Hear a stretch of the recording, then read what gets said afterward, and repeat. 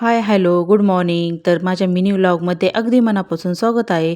तर माझे सकाळचे सर्व काही कामं आवरलेले होते आणि मग आता मिस्टर पण बाहेर गेलेले होते, तर ते पण आलेले होते. तर ते बोलले की सर्वांनी आवरायचं आणि आता बाहेर जायचं आहे.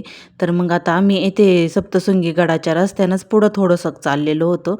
तर मग येथे जवळच वात्सल्य चुलीवरची मिसळ आहे. तर मग तेथे आम्ही नाश्त्यासाठी गेलेलो होतो. तर मग आम्ही सर्व स्वरा, मी, शंभू, मिस्टर सर्वजण आलेलो होतो. तर मग येथे मिसळचं पण प्लेट आलेली होती. तर मग छान असं मिसळचा वास येत होता. आज संडे असल्यामुळे मग आज काहीतरी वेगळं मग मिस्टर आम्हाला बाहेर घेऊन गेलेले होते. छान वाटलं. येथे 3 मिसळच्या प्लेट ऑर्डर केलेल्या होत्या. तर छान मिसळ लागलेली होती.